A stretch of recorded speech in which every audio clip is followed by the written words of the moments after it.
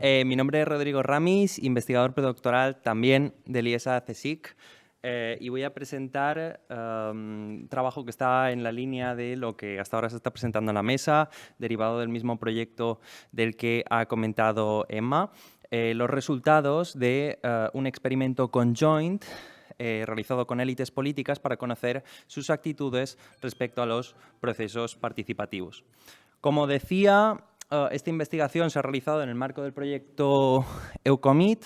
Tenéis el enlace a la página web por si alguien está interesado en conocer un poquito más, pero básicamente el objetivo del proyecto, como comentaba Emma, es conocer cuáles son las condiciones o las mejores condiciones a través de las cuales la participación y concretamente los procesos deliberativos pueden ser una respuesta eficaz a la crisis de las democracias representativas actuales.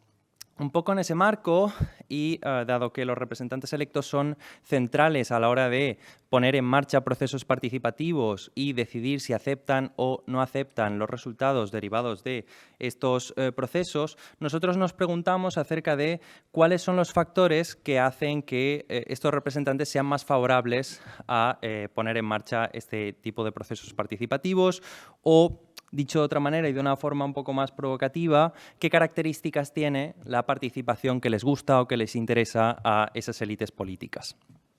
Para comprender esto, lo que realizamos fue una encuesta online a estos a representantes electos, como ha matizado Emma previamente, donde les preguntábamos acerca de sus actitudes respecto a determinados ámbitos de la democracia y después un poco más en particular sus actitudes respecto a determinadas instituciones participativas, determinados procesos participativos, fueran estos deliberativos o no, y justo en ese bloque incluíamos este experimento conjoint que ahora voy a explicar un poquito más en detalle de qué consiste.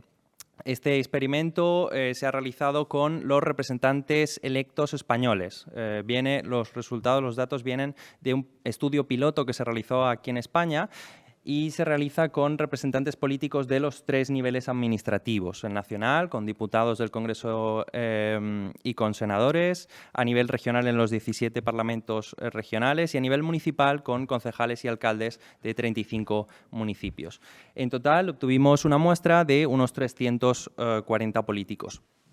No voy a entrar en el detalle de tasas de respuesta y cobertura, pero quería explicar una cosa en detalle, ¿no? Y es que a pesar de la muestra relativamente pequeña, que uno puede pensar son apenas 340 políticos, esto no puede ser muy representativo, ¿no? Alguien lo podría pensar así de primeras. Nuestra tasa de respuesta es de un 14%, lo cual es relativamente satisfactorio comparado con la tasa de respuesta que obtienen habitualmente las encuestas a élites políticas, que suele ser por debajo del 10%.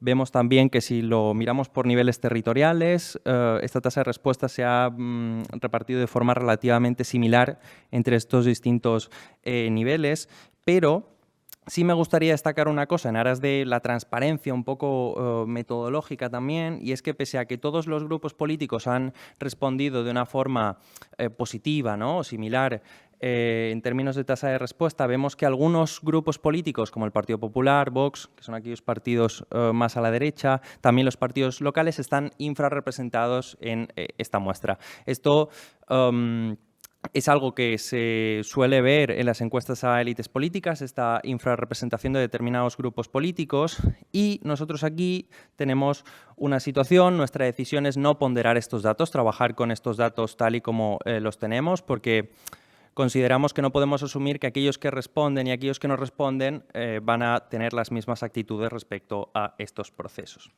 Entonces, una vez puesto el contexto sobre el experimento, en el experimento que tenían estas élites políticas, lo que se encontraban era una situación parecida a la que tenemos en la diapositiva, que sí se ve bien, aquí en la pantalla se ve regular. Se les situaba frente a una situación hipotética en la que eran concejales de un ayuntamiento y se les ponía frente a 2 eventos deliberativos, un evento deliberativo A, que aquí tenemos en color azul, un evento deliberativo B, que aquí tenemos en naranja. Esto es un ejemplo para que veáis qué se encontrarían ellos en este experimento.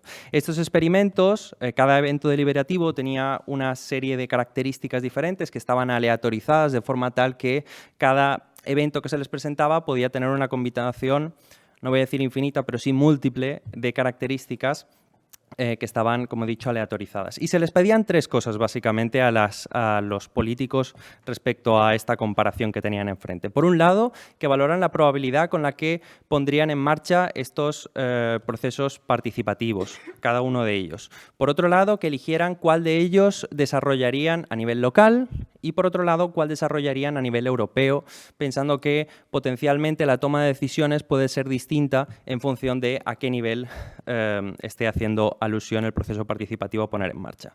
Este proceso lo tenían que repetir un total de 4 veces, de tal forma que cada representante, cada entrevistado evaluaba 4 pares de eventos deliberativos, por tanto evaluaba 8 eventos deliberativos con características diferentes distintas, y esto es bastante potente porque pese a tener una muestra de 340 representantes políticos, nosotros con los resultados vamos a trabajar con las respuestas de esos representantes políticos, por tanto nuestra muestra se incrementa a un total de 2.600 respuestas, dándole algo más de robustez, si es que esa palabra existe, a los resultados.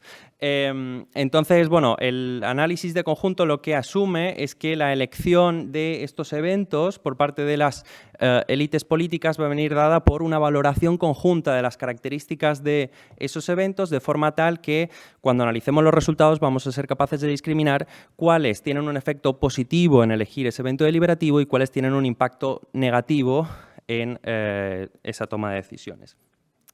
Como al revés, aquí. Respecto a esas características, y voy un poco rápido al respecto, nosotros decidimos caracterizar esos eventos deliberativos en función de unas 9 variables independientes, podríamos decir. En primer lugar, la plataforma, si el evento se desarrolla online, presencial, de forma mixta. Por otro lado, quién podía definir el tema que se trataba en ese evento deliberativo, la cantidad de participantes, si los políticos estaban presentes o no en el evento deliberativo, si las recomendaciones que emanaban de ese evento eran obligatorias o no, qué prioridad tenía el tema que se trataba en ese evento para el programa político de su partido, la previsibilidad de los resultados, que puede introducir también un cálculo instrumental. Y por otro lado, 2 elementos que tienen que ver con los participantes en ese evento deliberativo. Por un lado, cómo de representativos eran los participantes de la población general y, por último, el perfil de los participantes, si actuaban en términos de individuo o como parte o integrantes de asociaciones.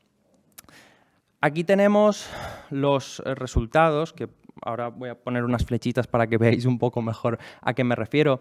Este gráfico que tenéis en pantalla lo que viene a mostrar es la probabilidad con la que el hecho de cambiar una de esas características incrementa o se reduce la probabilidad de que ese político elija ese evento deliberativo concreto. Aquí tenemos los resultados a nivel local porque, como os recuerdo que he dicho antes, les pedíamos que eligieran entre cuál implementarían a nivel local y cuál implementarían a nivel europeo. Voy a hacer un pequeño spoiler aquí y es que me voy a centrar en el nivel local, principalmente porque con el nivel europeo la toma de decisiones no variaba mucho, ¿no? Ahora voy a decir un pequeño matiz, pero las características son muy similares. Entonces, respecto a aquellos elementos que afectaban positivamente a que las élites políticas decidieran implementar ese evento deliberativo. Por un lado, que versaran sobre un tema específico concreto que es previamente asignado por los políticos. Por otro lado, que ese tema fuera prioritario o central para el programa político de su partido. Y por último, y para este a lo mejor genera más debate porque al menos no tenemos una explicación más bien teórica, es que esté dirigido tanto a la ciudadanía en términos individuales como también a asociaciones y grupos de representación de intereses. Y en cuanto a aquellos elementos que dificultaban o reducían la probabilidad de que esos representantes electos seleccionaran ese evento deliberativo, tenemos en primer lugar que este evento se produjera de forma online. Eso reducía la probabilidad de que fueran favorables a ello. Por otra parte, dos elementos que son relevantes en términos de control, que es la falta de presencia o que no estén presentes los políticos en ese evento. Por último, penúltimo, que estas recomendaciones fueran obligatorias. Si son obligatorias, son más reacios a implementarlo. Y por último, que, y de nuevo vuelve a aparecer el tema de los participantes, que los participantes en este evento deliberativo no sean representativos de la población general, ¿no? Si tienen algún tipo de sesgo, eso reduce la probabilidad de seleccionarlo. Con respecto a nivel europeo, la única diferencia que podemos ver es que el elemento online, ¿no? El hecho de que estos eventos se produzcan de forma online, no disminuye de forma significativa las probabilidades de ponerlo en marcha.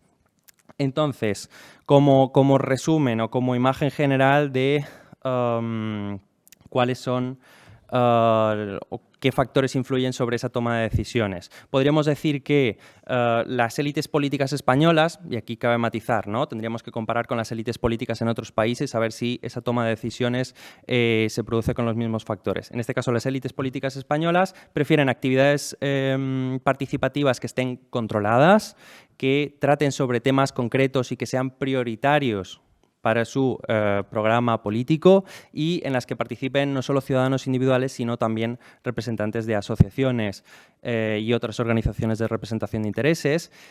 Y, por otro lado, que aquellas características que van en la línea de empoderar esos procesos participativos, como el hecho de que los políticos no estén presentes en esos procesos o el carácter vinculante de las recomendaciones, lo que hace es reducir la probabilidad de que estos representantes electos tomen la decisión de implementarlo. Por supuesto, estos resultados parten de un contexto experimental, que eso es importante decirlo, lo cual no necesariamente tiene por qué corresponderse con la toma de decisiones real, que probablemente sea mucho más compleja y responda a muchos elementos que aquí no están incluidos, como por ejemplo las hipótesis que antes mencionaba Emma, ¿no? Que habría que incluirlas también y ver cómo funcionan, pero sí que nos dan un sitio por el que comenzar a trabajar al respecto en un ámbito en el que hasta ahora no tenemos muchísima información. Así que ahí lo dejo. Muchas gracias por vuestra atención.